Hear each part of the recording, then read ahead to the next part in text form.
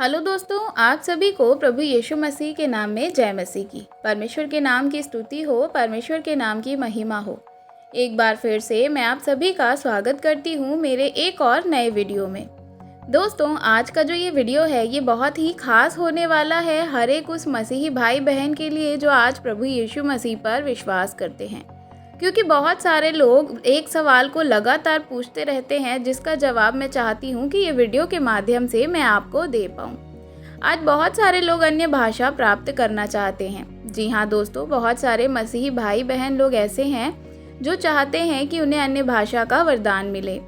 मेरे प्रियो, प्रभु यीशु मसीह पर जो विश्वास करता है उनको ये पता होना ज़रूरी है कि जैसे बाकी सारे वरदान हैं इसी प्रकार से अन्य भाषा का भी एक वरदान है। लेकिन बहुत सारे लोग अन्य भाषा के वरदान पर विश्वास नहीं करते। लेकिन मैं पूरी तरह से विश्वास करती हूँ कि अन्य भाषा जो है वह परमेश्वर की ओर से वरदान है। वह वास्तव में एक भाषा है जो कि परमेश्वर की ओर से उसके विश्वासी लोगों को दिया जाता है। और जो यीशु मसीह पर विश्वास करता है, पिता, पुत्र और पवित्र आत्मा के नाम से बपतिस्मा लेता है, वह क्या है, परमेश्वर उनकी पवित्र आत्मा उनको मिलता है और उसको परमेश्वर की ओर से ये मिलता है। तब ये सवाल आता है कि बहुत सारे लोग ये कहते हैं कि हमें प्रभु यीशु मसीह पर हमने विश्वास करते हैं तो हमें अभी तक अन्य भाषा कैसे मिल सकता है या क्यों नहीं मिला।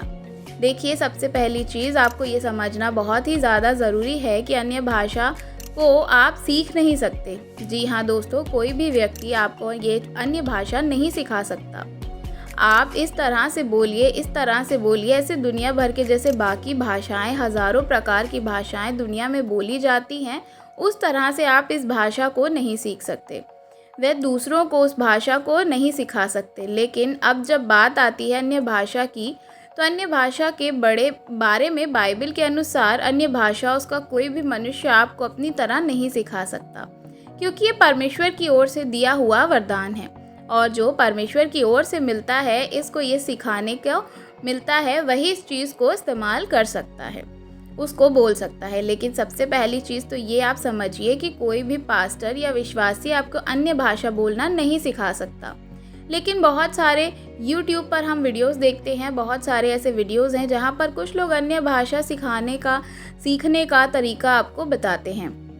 यानी कि वो वीडियो में तो ये बताते हैं कि अन्य भाषा कैसे सीखें, लेकिन जब वीडियो को आप प्ले करके देखेंगे तो उसमें पता चलेगा कि वह कुछ आपको ऐसी ट्रिक बता रहे होंगे जिस ट्रिक से आप अन्य भाषा सीख सकते हैं। वो खुद ही की तरह आपको बोलने के लिए बोलते हैं। आप इस तरह लगातार बोलिए तो धीरे धीरे आपको अन्य भाषा बोलना आ जाएगा, लेकिन ऐसा बिल्कुल भी नहीं होता।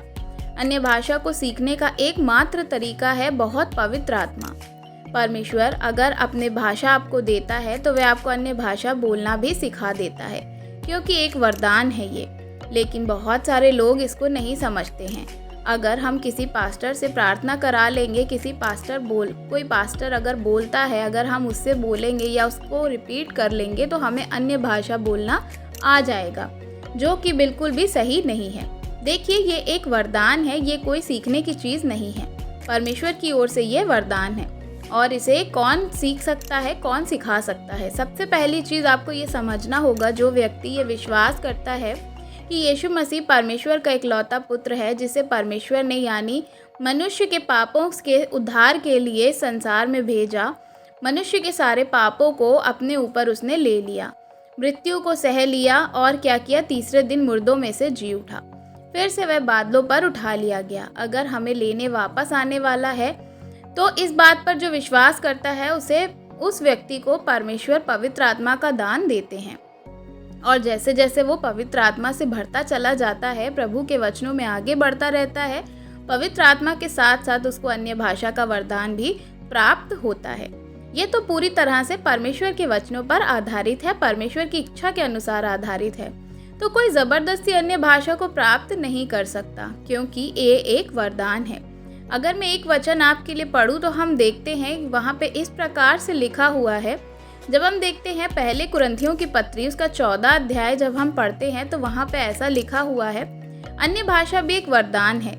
यहाँ इस प्रकार लिखा है, प्रेम का अनुसरण करो और आत्मिक वरदानों की धुन में लगे रहो, विशेष करके यह कि भविष्यवाणी करो। दूसरा, कि लिखा है कि क्योंकि जो अन्य भाषा में बात करता है वह मनुष्य से नहीं परंतु परमेश्वर से बात करता है, इसलिए कि उसकी बातें कोई नहीं समझता, क्योंकि ये बातें सिर्फ आत्मा में होकर के वह बोलता है। यानी कि ये वरदान है और अन्य भाषा की बातें कोई नहीं समझ सकता सिवाय परमेश्वर के।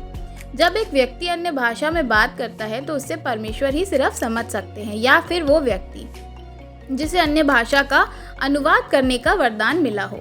अगर आप अन्य भाषा बोलते हैं और किसी को अनिवार्य करने का वरदान मिला हो या अनुवाद करने का उसको वरदान मिला हो, उस अन्य भाषा को वही व्यक्ति क्या कर सकता है, उसका अंदर का मतलब बता सकता है। किसी भी लैंग्वेज को ट्रांसलेट करके कि ये भाई ये अन्य भाषा बोल रहा है, तो कोई भाषा उसकी नहीं समझ पाएगा, क्योंकि आत्मा से परमेश्वर से बातें हो रही हैं। उस भाषा में तो सबसे इम्पॉर्टेंट चीज़ जो है वह यही है। अगर आप अन्य भाषा में बात करना चाहते हैं, आप अन्य भाषा सीखना चाहते हैं, तो आपको मैं क्लियर बताना चाहती हूँ कि बाइबल के अकॉर्डिंग आप अन्य भाषा को सीख नहीं सकते या कोई आपको सिखा नहीं सकता। ये सिर्फ एक दान है और वरदान है जो कि पवित्र आत्मा की ओर से परमेश्वर आपको समय आने पर ज़रूर देते हैं। और बहुत बार ऐसा सुनने में आता है कि बहुत सारे लोग कहते हैं कि जब कोई व्यक्ति अन्य भाषा में बात ना करे तब तक उसके अंदर पवित्र आत्मा का दान नहीं है, यानी पवित्र आत्मा का काम नहीं होता। मेरे प्रियो, एक ये बहुत ही गलत शिक्षा है। मैं आपको बताना चाहती हूँ ऐसा बिल्कुल भी नहीं है। अन्य भाषा मिलेगा तभी ये साबित होगा कि आपके अंदर पवित्र आत्मा है। सबसे पहली चीज़, अन्य भाषा एक वरदान है और पवित्र आत्मा हर एक के अंदर काम करता है जो यीशु मसीह को अपना प्रभु मानता है। हम अगर वचन पढ़ेंगे तो हम इन चीज़ों को आसानी से समझ सकते हैं, आसानी होगी हमें समझने में। आपके लिए मैं एक वचन को और पढ़ना चाहती हूँ। पहले कुरिन्थियों की पत्री में जब हम 12 अध्याय उसका 3 आयत में देखते हैं तो वहाँ इस प्रकार से लिखा है, इसलिए मैं तुम्हें चेतावनी देता हूँ कि कोई परमेश्वर की आत्मा की अगुवाई से बोलता है तो वह नहीं कहता कि यीशु श्रापित है। ठीक है, और आगे देखें तो आगे लिखा है, और ना कोई पवित्र आत्मा के बिना क्या कर सकता है, यीशु को प्रभु करके कह सकता है।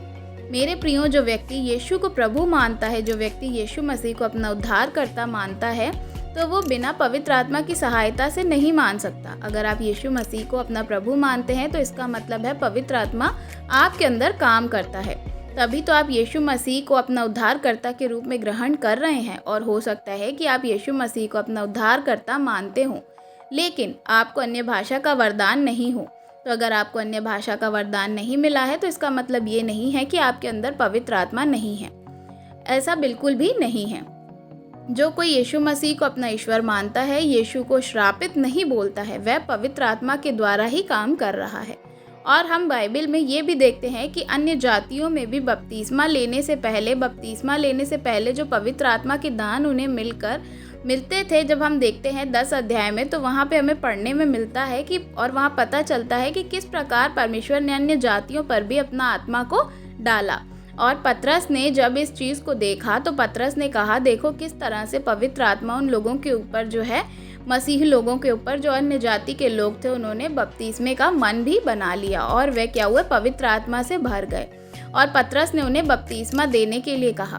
तो मेरे प्रियो, इस बात को सुनकर समझकर हमें ये पता चलता है कि कभी किसी भी अन्य भाषा बोलने वाले व्यक्ति के अंदर पवित्र आत्मा है और बाकी लोगों में नहीं, ऐसा नहीं है। जो व्यक्ति प्रभु यीशु मसीह को अपना उद्धारकर्ता मानता है, अपना प्रभु मानता है, उसके अंदर पवित्र आत्मा का काम है। और रही बात अन्य भाषा की, तो वह एक वरदान है जो परमेश्वर की ओर से मिलता है। अब उसे कैसे कर सकते हैं, उसके लिए आपको परमेश्वर के वचन के अनुसार चलना होगा। सही समय आने पर परमेश्वर वो वरदान आपको ज़रूर देंगे। और अन्य भाषा का वरदान इसलिए दिया जाता है ताकि आपकी आत्मिक उन्नति हो सके, क्योंकि उसी भाषा में जो है वो आप परमेश्वर से डायरेक्ट बातें करते हैं और उससे आपकी उन्नति होती है। बजाय इसके कि हमें दूसरे को दिखाना है कि कोई व्यक्ति अन्य भाषा बोल रहा है, उसका अनुवाद नहीं करता, तो वह खुद की उन्नति के लिए ऐसा करता है। लेकिन जब कोई व्यक्ति अन्य भाषा में बात करते हुए उसका अनुवाद भी करता है, तब वो कलीसिया के लिए क्या करता है, उन्नति करता है। तो अन्य भाषा आपकी आत्मिक उन्नति के लिए है। आप प्रार्थना करिए, परमेश्वर आपको अन्य भाषा ज़रूर देंगे। आप अपने मन में इस बात को निकाल दीजिए कि अन्य भाषा जो है वह एक वरदान है और क्या है, वह आप किसी के द्वारा ले नहीं सकते। तो अगर आपके पास अन्य भाषा का वरदान नहीं है तो आपका उद्धार नहीं हुआ या पवित्र आत्मा आपके पास नहीं है, ऐसा बिल्कुल भी नहीं है। अन्य भाषा के बिना भी लोग उद्धार पाते हैं, उनके जीवन में पवित्र आत्मा का काम होता है। तो अगर आप अन्य भाषा का वरदान चाहते हैं तो आप परमेश्वर से प्रार्थना करिए कि आने वाले समय में परमेश्वर आपको आत्मिक उन्नति दे और अन्य भाषा का वरदान ज़रूर दे। आशा करती हूँ वीडियो आपको अच्छी लगी होगी। वीडियो अच्छी लगी हो तो लाइक ज़रूर करिएगा और अपने मसीही भाई बहनों के साथ शेयर करिएगा ताकि वह भी इन चीज़ों को जान सकें। कमेंट में आप हमें अपनी राय बता सकते हैं। चैनल पे नए हैं तो चैनल को सब्सक्राइब करना बिल्कुल भी मत भूलें। God bless you. जय मसीह।